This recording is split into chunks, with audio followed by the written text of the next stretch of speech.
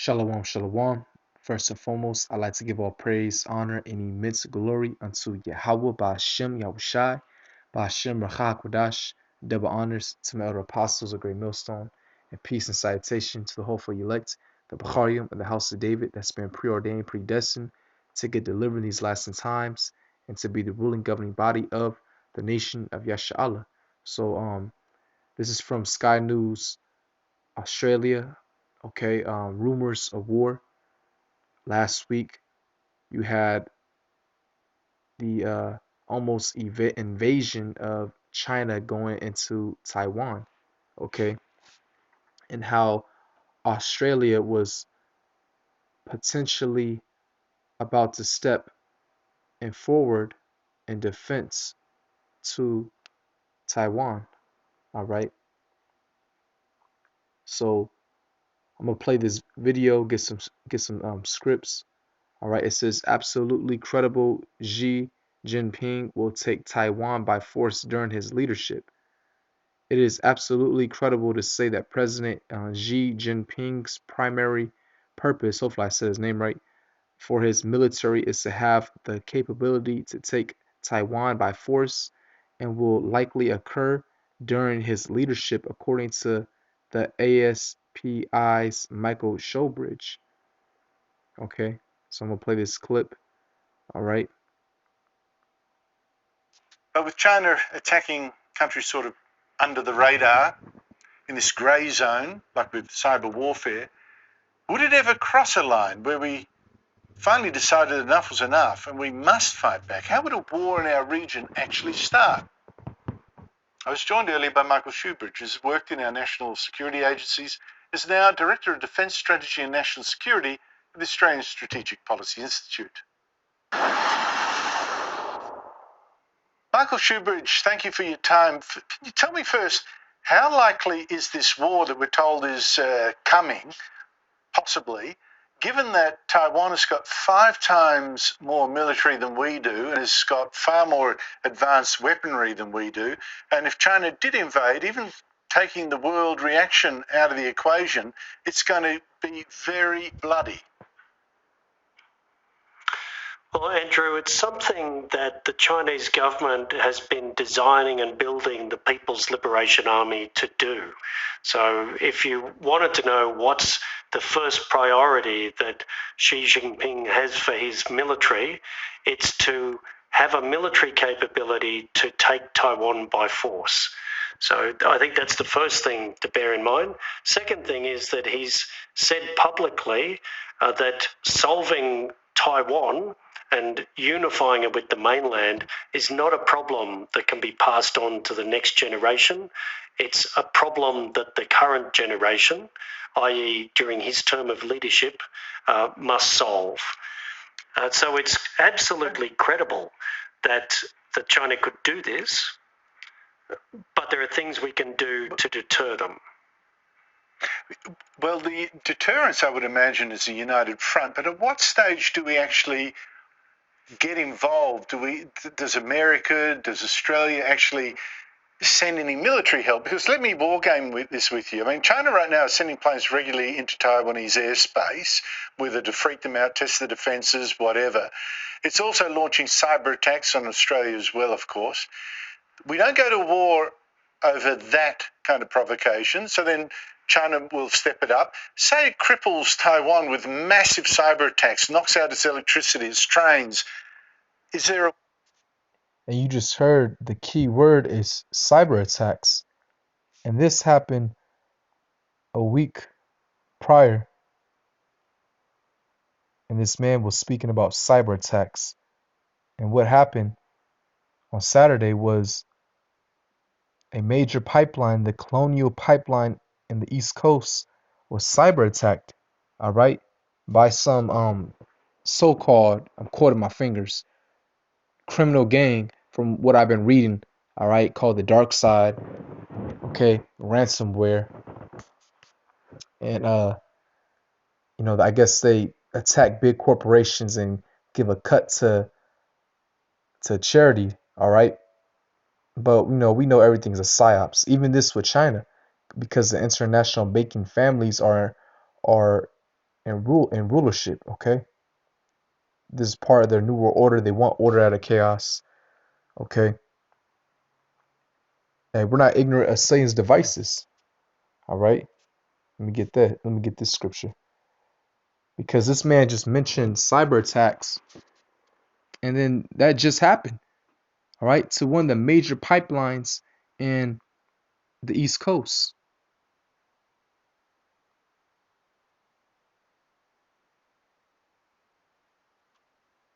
Slovakia. 2 Corinthians 2, verse 11. It says, "Let Satan should get an advantage of us, for we are not ignorant of his devices." Right, so we're not ignorant of Satan's cunning witchcraft that he pushes on to the masses. All right, we're not tricked by his deceivement because ultimately we have the truth. We know everything that the Most High is in control. All right, and we know what's about to happen according to prophecy. First, it has to be the implementation, the mandate of the RFID chip, which is the mark of the beast, the charagma, and the Greek word for mark, meaning a stamp. All right, and the barcode will have sty chi stigma, which is 666. All right, and the Greek is chi sty stigma, stigma to meaning to prick. So they want to embed a tracking device in everyone. All right, it's the most perfect diabolical plan that any evil person can possibly think of. Okay, to enslave the world with technology that they now have today. They have the capabilities of putting a chip inside of you to control you. All right, but we're not ignorant to Satan's devices. We know all this is going to come. So after after the chip, then World War III, and this is what we're seeing: rumors of war. All right, and we know the international banking families are giving the green light for all this to happen. Ultimately, it's the Lord, of course, you know. But hey, he's using Esau, his sword, to do this. Okay, you know, he don't even know he's being manipulated. Okay, by from on high. But the Lord is doing it for good reasons. Esau, he's doing it for in his estranged mind of his. He's sadistic. Okay, he wants to pit everyone in pure agony. All right, but we're seeing the build up to World War III. Okay, and then after that, our Lord returns. So we know prophecy. We're not ignorant to Satan's witchcraft. All right, being this man Esau Edom. So let me get Matthew 24.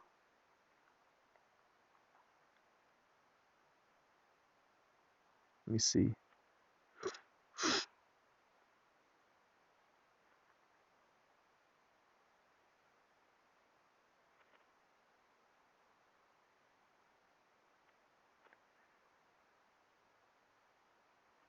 So like it bear me for 1 second. I know it's in Matthew 24. Oh, here it is, verse 6. It says, "And ye shall hear of wars and rumors of wars. See that ye be not troubled, for all these things must come to pass, but the end is not yet." And that's definitely applying to this time only. All right. In this time, we have seen various of, of wars and rumors of wars, actually starting with the Cold War with Russia. All right, in the 80s. Okay. But now we're seeing it escalate in this time as well on a drastic level. And it's going to get worse until World War III does pop off. But notice how they mention the cyber attack, and then this happens, and now Virginia is in a state of emergency. The gas prices are inflating. Okay, gas shortages are still coming. It's also affecting over here where I'm at in SoCal. All right, it said the prices are gonna go up. It's already $4.19. Okay, the lowest is like 3.97. All right, so skyrocketing, and this is all by design. These are just these are preludes. All right, these are like mini test runs. before this place really, you know, and that's it. That's it. So I'm gonna continue playing. There a war then? I think that the key question there is what would break the Taiwanese people's resilience? And my assessment is that would do the opposite. It would have the same effect that the Chinese economic coercion towards Australia has had. It will stiffen their resolve. I think Australia is not going to have a primary part in any conflict around and over Taiwan itself. If the conflict escalates beyond that, because in history wars have escalated despite everyone saying they have limited goals, then Australia would be a part of that broader conflict. But I think before then, it really is about deterrence. That's political engagement with Taiwan, not just by Australia, but a lot of countries. And it's also supplying them with the kind of technologies and capabilities that make Xi doubt whether his military can do the job. Yeah, but I just wonder again, at what stage does the fighting start and potentially involve us? So we wouldn't go to war, and America, I doubt, would go to war because Taiwan had been crippled with a cyber attack.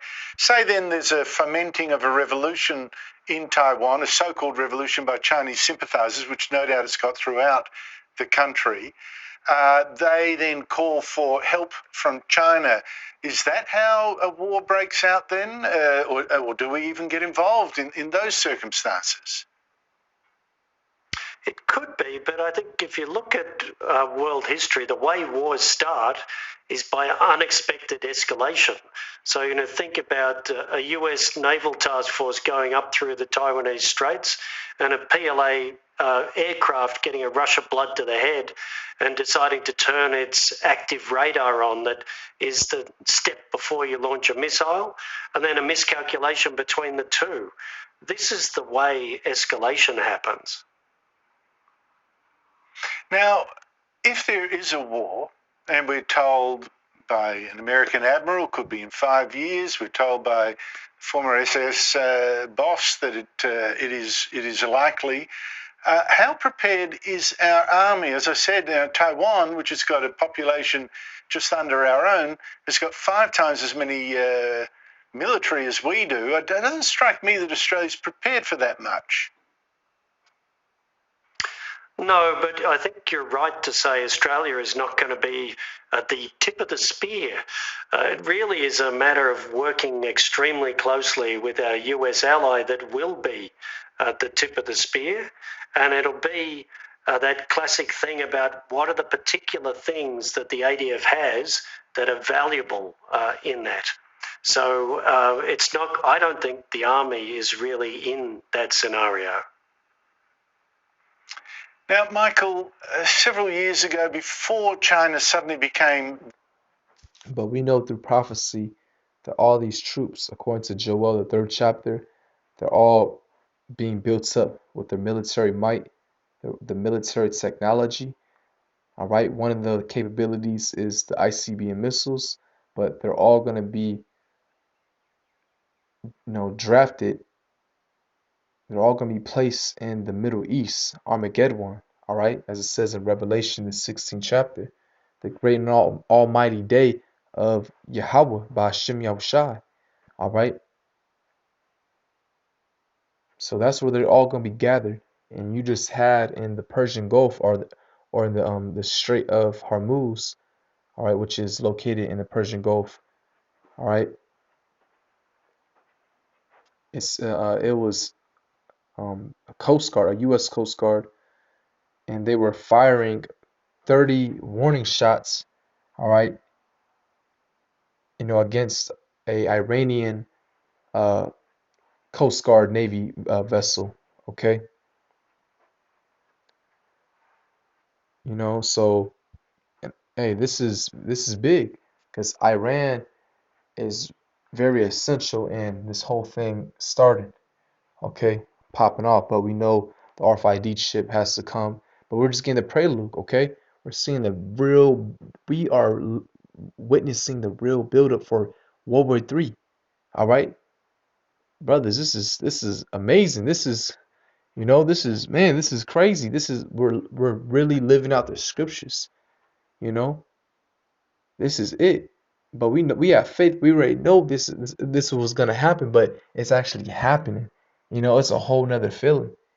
So, hey, man, we almost home, man. We almost home.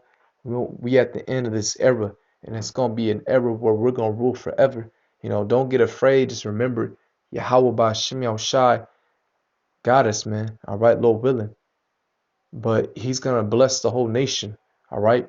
Our people are gonna come back. The ones who die on this side, we're all gonna be righteous, and we're gonna be in rulership, and we're gonna grow, and we're gonna be infinite. So don't be scared. It's just the end of this world. All right. Don't be scared. You know. Yahweh Shai, if you're sincere, the Lord got you, Lord willing. All right. Even unto death, man. Just know you'll be resurrected back. Okay. And we're gonna be good, man. We from the nation of Yasha'Allah, the princes of power. Okay, and we doing this work, so don't be afraid. I'm speaking to myself. Let's go, man. Let's go. All right. Yahweh Shai is near, he's on his way, man. And we desire to see us coming, you know, because hey, when he comes, he's setting us free. All right. And we're gonna be changed in a blinking, a twinkling of an eye and be like him, man. So let's go, man. So, Lord willing, this is edifying. Giving all praise, honor, and immense glory unto Yahweh Ba'Shem Yahushai, Ba'Shem Rachah HaKodash. Double honors to my elder apostles, a great millstone, and peace and salutation to the hopeful elect. Hey, Shalom.